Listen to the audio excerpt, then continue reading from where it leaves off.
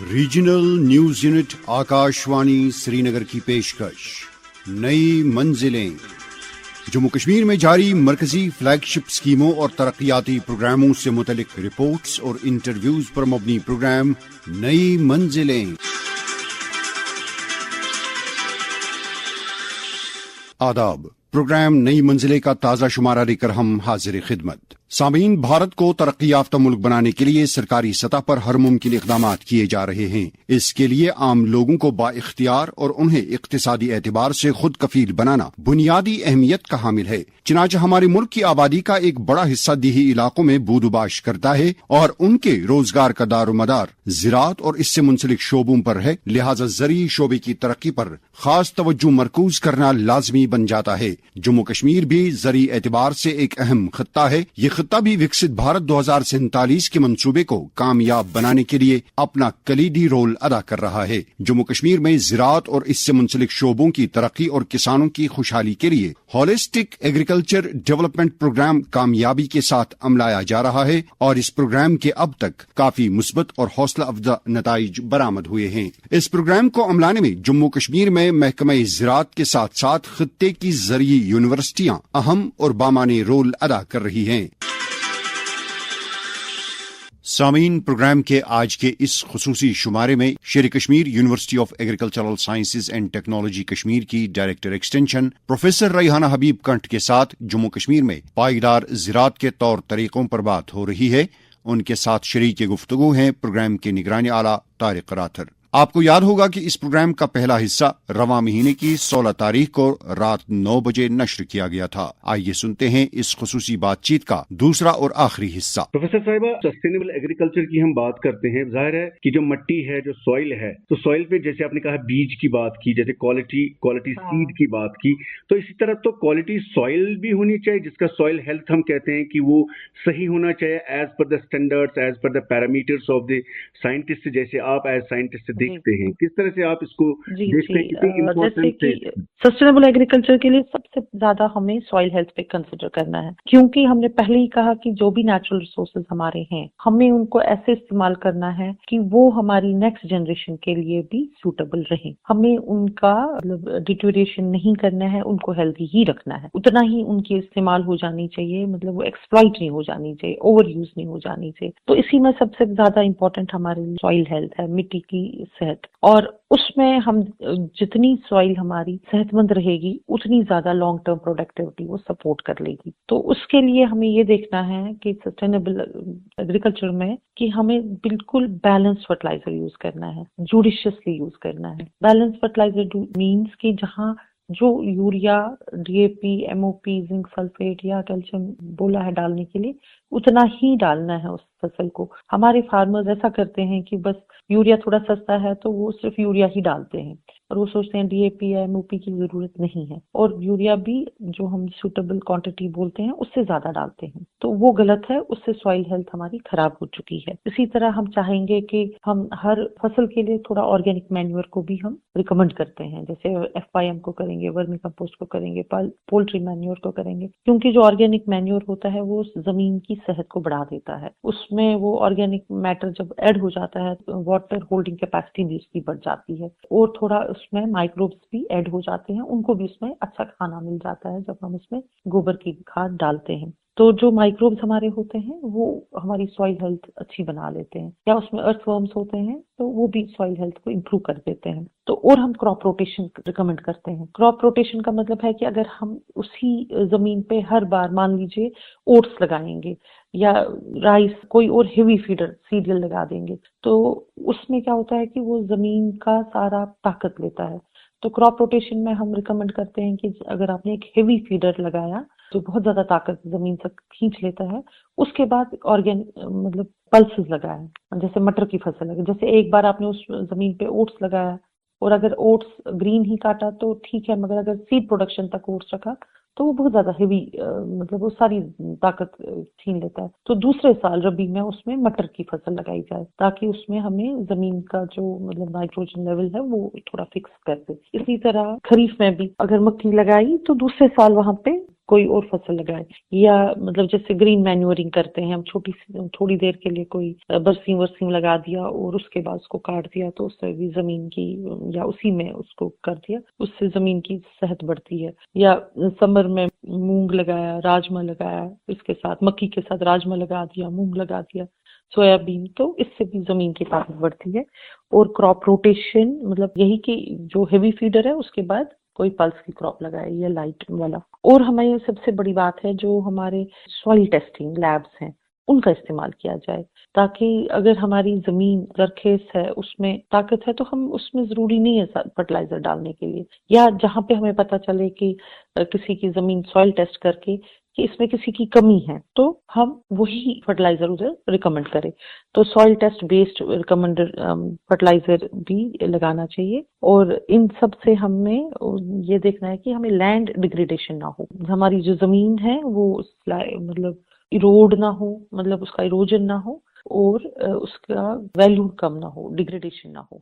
किस तरह से एफिशिएंट जो वाटर मैनेजमेंट जो है, सस्टेनेबिलिटी यानी वाटर जो है बहुत ही इंपॉर्टेंट है, किस तरह से ये मैनेज किया जाना चाहिए, किस तरह से सस्टेनेबिलिटी इससे इंश्योर हो जाती है? एफिशिएंट वाटर मैनेजमेंट हो जाएगा हमें ड्रिप इरिगेशन से माइक्रो इरिगेशन, चाहे वो स्प्रिंकलर है या ड्रिप है। और थोड़ा एक टर्म आपने सुनी होगी बहुत देर से, हम कहते हैं रेन वाटर हार्वेस्टिंग, कि जो भी बारिश का पानी है उसका हम जमा करें। तो रेन वाटर हार्वेस्टिंग पे भी गवर्नमेंट की स्कीम्स आई हैं बहुत। तो रेन वाटर हार्वेस्टिंग के लिए कुछ स्ट्रक्चर्स, टैंक्स बनाए और उसका इस्तेमाल हो, और प्रॉपर शेड्यूलिंग हो, मतलब कब पानी देना है वो फार्मर को पूरी एडवाइजरी हो कि हमें किस स्टेज पे ज्यादा जरूरी है पानी देने के लिए, और कैसे हम उसका इस्तेमाल करें चेंजिंग क्लाइमेटिक कंडीशंस में।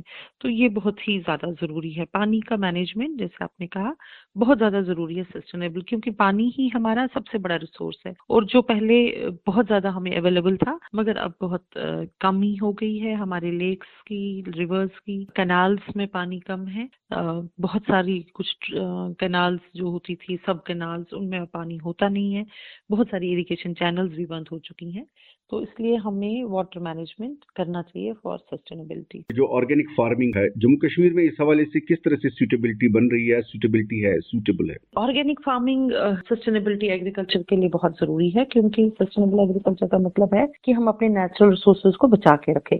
तो ऑर्गेनिक फार्मिंग में भी हमारा सबसे ज्यादा यही है कि हम सॉइल हेल्थ को बचा के रख रहे हैं। सॉइल हेल्थ को हम इम्प्रूव कर रहे हैं बाय यूजिंग ऑर्गेनिक मैन्यूअल। तो चूंकि जम्मू और कश्मीर में अमूमन हमारा फर्टिलाइजर यूज कम है, तो और ट्रेडिशनल फार्मिंग जो हमारी है उसमें भी हम ज्यादा FIM को ही रिकमेंड करते हैं या वर्मी कंपोस्ट को रिकमेंड करते हैं। इसलिए हमारे यहाँ पे नेचुरल फार्मिंग, नेचुरल एग्रीकल्चर और ऑर्गेनिक फार्मिंग का ज्यादा स्कोप है, क्योंकि हमारे जो फार्मर्स बहुत मार्जिनल हैं, छोटे छोटे फार्म्स है, बहुत बड़ी बड़ी लैंड होल्डिंग्स नहीं है। तो क्योंकि ऑर्गेनिक एग्रीकल्चर में ऐसा होता है कि पहले 1-2 साल, फिर उनमें 2-3 साल ज्यादा मतलब रिटर्न्स नहीं आते हैं, क्योंकि जब तक सॉइल पूरी अच्छी हो जाए तो उसके बाद उसमें ज्यादा फायदा आता है। कमर्शियल फार्मर्स नहीं तो, मगर जो स्मॉल और मार्जिनल फार्मर्स हैं उनके लिए ऑर्गेनिक फार्मिंग बहुत अच्छा है। कश्मीर में कुछ चीजें हमारी ऐसी हैं कि जिनमें हम ज्यादा ना पेस्टिसाइड यूज करते हैं, ना फंजीसाइड यूज करते हैं, ना ही फर्टिलाइजर। जैसे हमारे वॉलनट्स हैं तो वो बिल्कुल डिफॉल्ट से ऑर्गेनिक है, तो उनको हमें चाहिए कि जो हमारे वॉलनट्स हैं उनको ऑर्गेनिक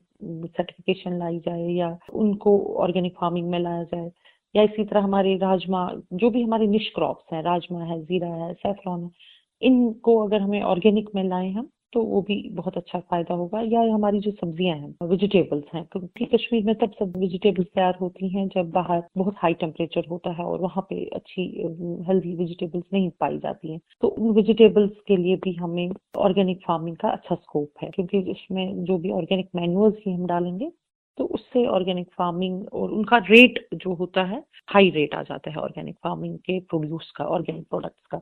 तो उसमें थोड़ा इनको मेहनत करनी है, पहले 1-2 साल उसको सॉइल को कन्वर्ट करना है, उस फील्ड को कन्वर्ट करना है इनटू ऑर्गेनिक, और उसके बाद डिपार्टमेंट ऑफ एग्रीकल्चर के साथ रुजू करना है ताकि वो उसकी ऑर्गेनिक सर्टिफिकेशन हो जाए। उसके बाद जो उनका प्रोडक्ट है, चाहे खीरा हो, कद्दू हो, मतलब ऐसी वेजिटेबल्स हमारी हैं, टमाटर, इनको बहुत अच्छा स्कोप है ऑर्गेनिक में, in addition to walnut, almond and other. तो डाइवर्सिफिकेशन का एक कंसेप्ट है, वो क्या है, और क्या आप हमें ब्रीफली बताएंगे कि इससे किस तरह के इनकम सोर्सेज जो है या इस तरह से एक एम्प्लॉयमेंट जनरेशन जो है, किस तरह से इसमें आ जाते हैं, ये कंपोनेंट्स फिट हो जाते हैं? जैसे हमने कहा कि पहले ही कि अगर हमें पता है कि अब मतलब हमारे इधर पानी का रिसोर्स कम हो गया है, तो वहाँ पे उनको शिफ्ट करना चाहिए, डाइवर्सिफाई करना चाहिए सब्जियों में या पल्सेस में, जहाँ पे भी उनको लगेगा, क्योंकि पल्सेस में ज्यादा पानी की रिक्वायरमेंट नहीं होती है। इसी तरह फ्लोरिकल्चर हमारे कश्मीर के लिए बहुत ही बड़ी इंडस्ट्री बन सकती है फ्लोरिकल्चर की। एक तो ये टूरिस्ट एरिया है और यहाँ पे भी अब फैशन आ चुका है, हर फंक्शंस में फूल का इस्तेमाल होता है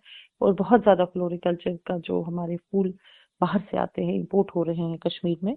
तो मगर इस वक्त हमारी जो यूनिवर्सिटी की भी टेक्नोलॉजीज आई हैं, तो हम पूरे साल में फ्लावर्स का प्रोडक्शन कर सकते हैं थ्रू आउट द ईयर, क्योंकि जो गवर्नमेंट की भी कुछ स्कीम आई है फ्लोरिकल्चर के लिए, high density high tech protected houses आए हैं, वो दे रहे हैं, तो उसमें भी राउंड द ईयर फ्लोरिकल्चर या वेजिटेबल्स का प्रोडक्शन हो सकता है। तो वेजिटेबल्स और फ्लोरिकल्चर का बहुत ज्यादा स्कोप हमें कश्मीर में है। इसी तरह जहाँ पानी की कमी है तो वहाँ पे हम दाल की फसलें लगा सकते हैं, या आजकल आप देखेंगे कि मेडिसिनल प्लांट्स की बहुत ज्यादा वैल्यू आ गई है।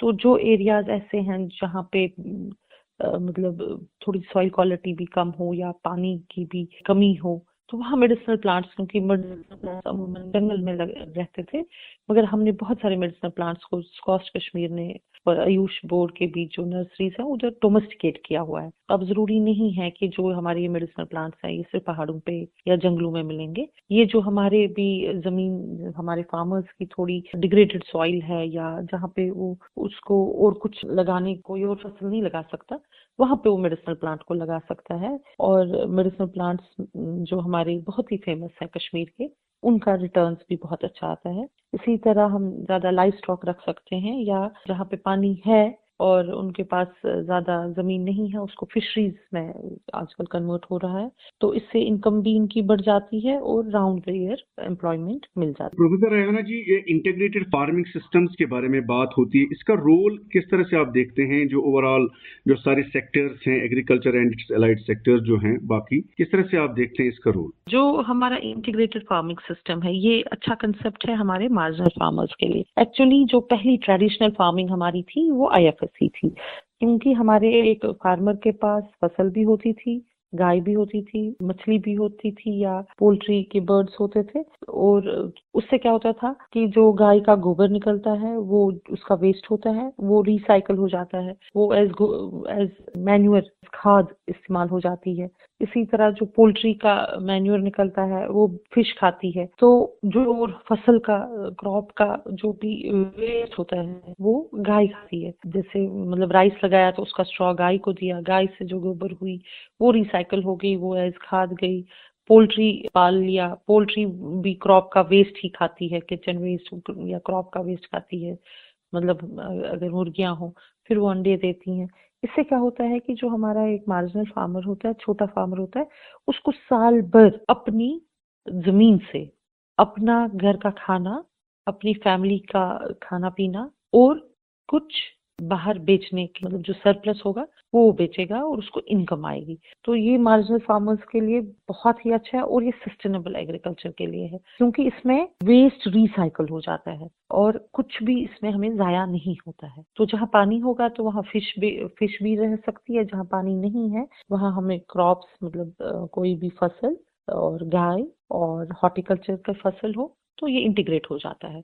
और जहाँ पानी है तो वहाँ चलो फिशरी भी इंक्लूड हो जाता है और फिर वो पानी भी इस्तेमाल हो जाता है दान में। तो ये पूरा रिसाइकल हो जाता है इंटीग्रेटेड फार्मिंग सिस्टम, और ये सबसे बड़ा सस्टेनेबल एग्रीकल्चर का है, क्योंकि इसमें सबसे पहले उसूल है कि बाहर से फिर कुछ नहीं खरीदना है। मतलब फार्मर को इस अपने ही फार्म का प्रोड्यूस, जैसे अभी बीज पहले साल बीज लाया, दूसरे बार वही बीज हमने अपना बीज बचा देना है, तो बीज भी वहीं से आ गया। जो गाय का खाना पीना है वो भी अपनी ही जमीन से निकल गया, जो गाय का गोबर है वो भी इस्तेमाल हो गया। और पहले पोल्ट्री बर्ड्स खरीद ली, उसके बाद कंटिन्यू कर दिया, अंडे भी मिल गए, बाहर इनकम, मतलब वो बेच भी सकते हैं। तो इंटीग्रेटेड फार्मिंग सिस्टम हमारा सबसे अच्छा मेथड सस्टेनेबल एग्रीकल्चर के लिए है, छोटे फार्मर्स के लिए, मार्जिनल फार्मर्स के लिए, जिसमें फैमिली लेबर ही लगता है और फैमिली का खाना पीना भी निकलता है, प्लस सरप्लस निकलता है, जिससे उनका थोड़ी सी इनकम आ जाती है। कौन सी ऐसी गवर्नमेंट स्कीम्स है, सेंट्रल गवर्नमेंट स्कीम्स या J&K गवर्नमेंट की स्कीम्स हैं जिससे प्रमोट होता है sustainable agriculture Jammu and Kashmir में? जी, बहुत स्कीम्स है, जैसे कि प्राइम मिनिस्टर की जो PM किसान है, या प्राइम मिनिस्टर फसल बीमा योजना है, या सॉइल हेल्थ कार्ड स्कीम है जिसमें हम सॉइल टेस्टिंग को रिकमेंड करते हैं और soil test based feed fertilisers recommend करते हैं। इसी तरह PMKSY है, कृषि सिंचाई योजना, जिसमें एफिशिएंट वाटर मैनेजमेंट का ख्याल रखा है, और NMSA है। तो ये सारे मतलब फार्मर्स की इनकम, इंश्योरेंस, सॉइल टेस्टिंग और उनके इरिगेशन और क्लाइमेट रिजाइलेंट प्रैक्टिसेस को सपोर्ट करती हैं। मैडम, ये जो हॉलिस्टिक एग्रीकल्चर डेवलपमेंट प्रोग्राम जो HADP जो है जम्मू एंड कश्मीर में, बहुत बड़ा प्रोग्राम है। किस तरह से आप इसको सम अप करेंगे कि किस तरह से हमारा जो एग्रीकल्चर है और सस्टेनेबल एग्रीकल्चर है, किस तरह से इसको देखते हैं आप इस प्रोग्राम के अंदर? हॉलिस्टिक एग्रीकल्चर डेवलपमेंट प्रोग्राम हमारे जम्मू और कश्मीर के फार्मर्स के लिए एक सबसे बड़ी देन है सस्टेनेबल एग्रीकल्चर के लिए, क्योंकि इसमें हमने सीड से पहला इनपुट, जो हमारा क्रिटिकल इनपुट है एग्रीकल्चर फार्मर का, अप टू मार्केटिंग, पैसे जब तक उनका प्रोड्यूस मार्केट हो जाएगा, तो वहां से सीड से पहले मतलब बीज से लेके बराबर इनके मार्केट तक का ख्याल रखा है इसमें। तो जो 29 प्रोजेक्ट्स इसमें हैं, वो हर एक प्रोजेक्ट मतलब फार्मर ओरिएंटेड है, मार्केट ओरिएंटेड है, उसमें प्रमोट हुई है वैल्यू चेन्स, इनोवेशंस है और सस्टेनेबिलिटी है। हर एक प्रोजेक्ट से हमने ध्यान रखा हुआ है सस्टेनेबल एग्रीकल्चर के लिए कि जो हमारी आने वाली नस्लें हैं उनके लिए सारे रिसोर्सेज भी रहे और प्रोडक्टिविटी भी कैसे हम बढ़ा सकते हैं अपने फार्मर्स की, और इनकम भी बढ़ा सकते हैं। तो हर एक प्रोजेक्ट में सस्टेनेबल एग्रीकल्चर का ख्याल रखा गया है। मैडम, कुछ HADP के बारे में कुछ मोटे मोटे तौर आप कहना चाहेंगे, जो बड़े बड़े सेक्टर हैं इसमें जो आम लोगों के जहन में आते हैं? देखिए, जैसे हमने कहा सस्टेनेबल एग्रीकल्चर के लिए तो सबसे पहले है सीड। तो इस पर जो हमारा पहला ही प्रोजेक्ट है वो सीड पे है, और एक प्रोजेक्ट हमारा इसमें क्वालिटी प्लांटिंग मटेरियल पे है हॉर्टिकल्चर के, चाहे वो वेजिटेबल्स के लिए हो, फ्लोरिकल्चर के लिए हो, कमर्शियल फ्लोरिकल्चर पे भी इसमें एक प्रोजेक्ट है। और तो ये सारे जो हमने पहले ही सस्टेनेबल एग्रीकल्चर के लिए बता दिए कि सीड अच्छा होना चाहिए, तो हमें HADP में उसके पे बहुत बड़ा प्रोजेक्ट है। उसके बाद प्लांटिंग मटेरियल अच्छा होना चाहिए, उस पर प्रोजेक्ट है। और हमने कहा कि डाइवर्सिफिकेशन में हम कमर्शियल फ्लोरिकल्चर ले सकते हैं, उस पर भी प्रोजेक्ट है। हमने कहा कि इंटीग्रेटेड फार्मिंग सिस्टम हमें हेल्प करेगा सस्टेनेबल एग्रीकल्चर में, तो उसके लिए भी एक प्रोजेक्ट है। फिर हमने ये भी बताया कि ऑर्गेनिक फार्मिंग, नेचुरल फार्मिंग या ऑल्टरनेट सिस्टम फार्मर अडॉप्ट करे सस्टेनेबल एग्रीकल्चर के लिए, तो उसके लिए भी एक प्रोजेक्ट इसमें है जिसे हम ऑल्टरनेट एग्रीकल्चर और ऑर्गेनिक फार्मिंग का प्रोजेक्ट कहते हैं। उसके बाद एक हमने कहा कि बारिशें कम हो रही हैं, इराटिक रेनफॉल है, तो उसके लिए भी हमें रेनफेड पे एक अलग से प्रोजेक्ट इसमें है।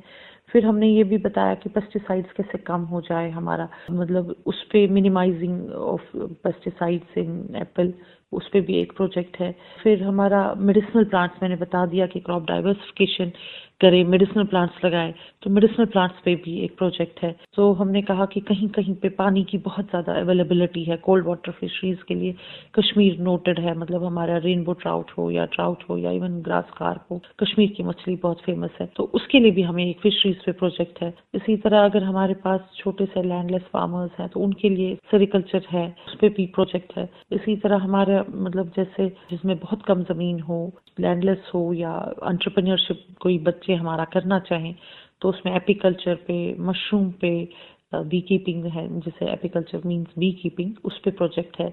मशरूम प्रोडक्शन पे प्रोजेक्ट है, तो वो लड़के बच्चे ले सकते हैं।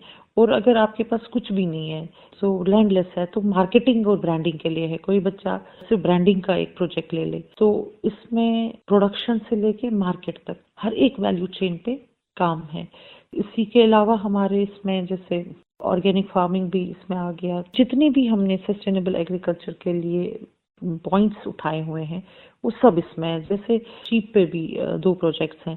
एक है कि जिसमें शीप हम पालें मटन के लिए, दूसरा है शीप हम पालें वूल के लिए, तो दोनों के लिए अलग अलग प्रोजेक्ट्स हैं। लाइव स्टॉक मतलब कैटल के लिए भी, मतलब गाय का कैसे दूध बढ़े, उस पे भी प्रोजेक्ट है। मतलब इसमें हर फार्मर का, हर किस्म का फार्मर और उसका पहले स्टेप से लेके मतलब जैसे सीड हुआ और लास्ट हार्वेस्टिंग के बाद मार्केट, हर चीज पे कंसिडर किया है। और फिर ड्रजरी रिडक्शन, आपको पता है कि हमें लेबर इस टाइम ज्यादा अवेलेबल नहीं है कश्मीर में, तो ड्रजरी रिडक्शन और फुल मैकेनाइजेशन पर भी प्रोजेक्ट है। ऑटोमेशन पे प्रोजेक्ट है, मतलब कि आप अपने मोबाइल पे से ही कमांड देंगे और आपके ज़मीन में इरिगेशन होएगी। उसको हम सेंसर बेस्ड इरिगेशन कहते हैं या ऑटोमेशन बेस्ड चीज़ें हैं। उस पे भी प्रोजेक्ट है, प्रिसिशन एग्रीकल्चर पे प्रोजेक्ट है, सॉइल टेस्टिंग पे प्रोजेक्ट है। तो इसमें 29 प्रोजेक्ट्स में बहुत ज़्यादा स्कीम्स हैं जो हमारे फार्मर्स ले सकते हैं और फ़ायदा उठा सकते हैं। जैसे अभी हमने क्रॉप डाइवर्सिफिकेशन में ये बात भी करी कि राउंड द ईयर हम यहाँ वेजिटेबल्स प्रोड्यूस कर सकते हैं, राउंड द ईयर हम फ्लोरिकल्चर कर सकते हैं। तो उसमें भी हाईटेक पॉली हाउसेस दे रहे हैं, हाईटेक ग्रीन हाउसेस दे रहे हैं, उसमें फुल सब्सिडी है, 90% सब्सिडी है। तो वो भी फार्मर्स अडॉप्ट कर सकते हैं। तो HADP एक और JKCIP भी हमारे पास है। ये दो, जैसे इसमें FPOs भी बनाने हैं JKCIP में, तो चूंकि अगर FPOs बनेंगे तो मार्केट में उनको अच्छा प्राइस मिलता है, ब्रांडिंग अच्छे से होती है, मार्केटिंग अच्छे से हो जाती है। तो क्योंकि चूंकि बहुत लेस लैंड होल्डिंग्स हमारे फार्मर्स की है, मगर अगर वो जुड़ेंगे तो उनका प्रोड्यूस का अच्छा प्राइस मिलेगा। तो JKCIP HADP बहुत ज़्यादा हेल्प करेगा हमारे फार्मर्स को। एक तो उनकी लाइवलीहुड बढ़ेगी, इनकम बढ़ेगी और ये सस्टेनेबल रहेगा। इस चीज़ का ख्याल रखा गया है कि अगली जनरेशन्स के लिए भी हम सॉइल या कोई भी नेचुरल रिसोर्स को डिप्लीट ना करें, उसमें बल्कि एडिशन ही करें। कस्टम हायरिंग सर्विसेज रखी हुई है, किसान खिदमत घर रखे हुए हैं, ताकि किसान खिदमत घर है कि अगर चूंकि सारा डिजिटल है आजकल, तो हो सकता है कि हमारे फार्मर्स के पास एंड्रॉयड फ़ोन ना हो या उन्हें नहीं पता है, मगर किसान खिदमत घर की वजह से वो वहाँ जाएं, वहाँ कृषि उद्यमीज होते हैं और वो उनको फॉर्म भरने में या कौन सा प्रोजेक्ट में उनको फ़ायदा आएगा उसमें हेल्प करे। या हमारा डिपार्टमेंट ऑफ एग्रीकल्चर है वहाँ पे, तो डिपार्टमेंट ऑफ एग्रीकल्चर से वो मिले, वहाँ के जो जोन ऑफिसर्स होंगे, सब डिविजनल ऑफिसर्स होंगे या अपने सर्कल के ऑफिसर्स होंगे, उनसे मिलें और वो उनको हेल्प कर सकते हैं। और हमारे कृषि विज्ञान केंद्र आज भी स्कॉस्ट के हैं, हर डिस्ट्रिक्ट में हमारा कृषि विज्ञान केंद्र है, उनसे वो जुड़े और वो उनको पूरा बता दें हर एक प्रोजेक्ट के बारे में, हर एक स्कीम के बारे में और हर चीज़ जो सस्टेनेबल एग्रीकल्चर में उनको काम आएगी। और मेरी एक गुजारिश इस प्रोग्राम के ज़रिए से है कि फार्मर्स को सुनना चाहिए, एडवाइस लेनी चाहिए, क्योंकि हम ऐसा सोचते हैं कि चलो नहीं, मेरा इसी साल प्रोडक्शन अच्छा निकले तो ठीक है, पर हमें सस्टेनेबल एग्रीकल्चर का मतलब है हमें आज से 15 साल बाद हमारी ज़मीन की क्या सेहत होगी, हमारा आबो हवा कैसा होगा, उसके बारे में भी सोचना है। आपने बहुत ही मुदल्लल तरीके से जो HADP को आपने एक्सप्लेन किया। अब टेक्नोलॉजी और डिजिटल टूल्स जो हैं वो सस्टेनेबल एग्रीकल्चर को किस तरह सपोर्ट करते हैं? जो हम चाहते हैं कि एग्रीकल्चर में भी थोड़ा सा मॉडर्नाइजेशन आ जाए, तो उसके लिए हमने कुछ डिजिटल टूल्स बनाए होते हैं। जैसे वेदर एडवाइजरीज आती है, आपको फ़ोन पे आ जाती हैं, या मोबाइल की ऐप्स आ गई हैं बहुत ज़्यादा, उसमें भी हम बता देते हैं प्रिसिशन फार्मिंग के बारे में। और GIS बेस्ड प्लानिंग भी हमारे फार्मर्स को हेल्प कर सकती है, क्योंकि हमारा इसमें सबसे ज़्यादा एम रहता है कि जो मैसेज है वो डिसमिनेट हो जाए, जो भी हमारी एडवाइजरी है वो फार्मर्स तक पहुंचे। इसलिए हमें जो भी डिजिटल टूल मिलता है उसका इस्तेमाल किया जाता है, चाहे वो ईमेल हो, मोबाइल ऐप्स हो, या SMS हो, या सोशल मीडिया हो, या व्हाट्सएप हो। और इससे क्या होता है कि एकदम से अगर एक डिसीजन उनको मिल जाता है हमारा, और इससे जो उनका नुकसान हो सकता है वो कम हो जाए। मान लीजिए अगर थोड़ा सा अर्ली वार्निंग हो जाए हेल की, या अर्ली वार्निंग हो जाए मतलब बहुत ज़्यादा बारिश की या स्नोफॉल की, तो फार्मर्स को हम थोड़ी सी एडवाइजरी दे पाते हैं टाइम से, उससे उनका लॉस कम हो जाता है। कौन कौन से ऐसी चीजें या ऐसी फैसिलिटीज या ऐसे काम होते हैं जिनकी वजह से सस्टेनेबल एग्रीकल्चर जो है उसमें एक तरह का एक फलक्रम बनता है आपका इंस्टीट्यूशन और ये जो KVKs है? कि स्कॉस्ट कश्मीर या स्कॉस्ट जम्मू में रिसर्च होती है और फिर वो फार्मर तक हमारे कृषि विज्ञान केंद्र आज लेते हैं। हर एक डिस्ट्रिक्ट में एक कृषि विज्ञान केंद्र है, तो उनका काम है कि वो नॉलेज ब्रिज बन जाते हैं। यूनिवर्सिटी की जो लैब होती है, जो वहाँ से टेक्नोलॉजी होती है, अप टू फार्मर्स फील्ड, तो ये ब्रिज करते हैं। ये उनको जो फार्मर्स हैं उनके साथ इनका डायरेक्ट कंटैक्ट होता है और ये लोकल स्पेसिफिक टेक्नोलॉजीज को ही प्रमोट करते हैं जो उनके डिस्ट्रिक्ट में या उनके ब्लॉक में सूटेबल होगी। तो ये उनके अवेयरनेस प्रोग्राम्स कर लेते हैं, उनको अवेयरनेस प्रोग्राम्स में बता देते हैं, ट्रेनिंग्स करते हैं हमारे फार्मर्स की, या FLD लगाते हैं, फील्ड पे एक डिमॉन्स्ट्रेशन लगाते हैं। मान लीजिए कि हमें कोई अच्छी सी वैरायटी हमने यूनिवर्सिटी ने बनाई, अब हमें ये फार्मर तक पहुंचानी है, तो पहले ही साल हम उनको कैसे बता दें कि ये बहुत अच्छी है। हो गया कि पहले हम उनके फील्ड में डिमॉन्स्ट्रेशन करेंगे, जो भी नई वैरायटी होगी तो हम कृषि विज्ञान केंद्र वो उस वैरायटी का सीड फार्मर को दे देता है, और उसके साथ जो इनपुट उसको चाहिए होगा, चाहे फर्टिलाइजर या कोई स्पेशल इनपुट, जैसे कहीं पे हम जिंक सल्फेट का बारे में बात करें, कहीं पे हम किसी और फर्टिलाइजर के बारे में बात करें, या कोई जो ऑर्गेनिक मैन्योर यूज करना हो तो वो फ्री दे देते हैं पहले साल। और फिर फार्मर के फील्ड पे जब डिमॉन्स्ट्रेट हो जाता है, वो फार्मर के फील्ड पे वो सक्सेसफुल रहता है, तो फिर उसको बाद में फार्मर्स को अडॉप्ट करने के लिए बोलते हैं। तो वो जब अच्छा, मतलब मान लीजिए हमने धान का कोई नई वैरायटी दे दी, और उसके बाद जब वो तैयार होगी तो फिर वहाँ पे फील्ड डे किया जाता है, बाकी फार्मर्स को बुलाया जाता है, और सीइंग इज बिलीविंग, वो जब देख लेते हैं तभी जाके वो अगले साल वो सीड खरीद लेते हैं। तो इसी तरह हमारा वो नई वैरायटी को या कोई नई टेक्नोलॉजी को पहले वो OFTs लगाते हैं, ऑन फार्म ट्रायल्स लगाते हैं, उसके बाद डिमॉन्स्ट्रेशंस लगाते हैं, जिससे हमें फार्मर तक वो वैरायटी पहुंचती है।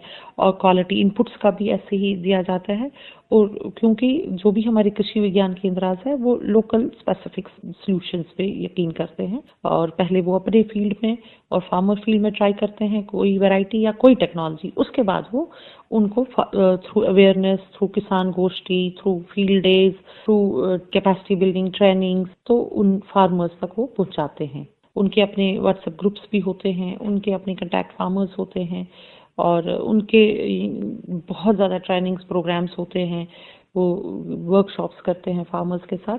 तो और एक्सटेंशन फंक्शनरीज, सबसे बड़ी बात है वो डिस्ट्रिक्ट में जो एक्सटेंशन फंक्शनरीज हमारे हैं, चाहे एग्रीकल्चर डिपार्टमेंट के ऑफिसर्स हैं, सेरिकल्चर के हैं, फॉरेस्ट्री के हैं, या हॉर्टिकल्चर के हैं, या फिशरीज के हैं, उनको भी ट्रेनिंग्स देते हैं। क्योंकि जो पहले हमारा जो भी टेक्नोलॉजी आएगी, पहले हमें एक्सटेंशन फंक्शनरीज को भी वो उसमें इन्वॉल्व करना होता है, उनको बता देना होता है। क्योंकि फिर ग्राउंड लेवल पे, क्योंकि कृषि विज्ञान केंद्र में तो 5 या 6 साइंटिस्ट होते हैं, मगर हमारे जो एलाइड एग्रीकल्चर और एलाइड डिपार्टमेंट्स डिस्ट्रिक्ट्स में है, वो फिर फार्मर्स लेवल तक मदद करते हैं इनको पहुंचाने में।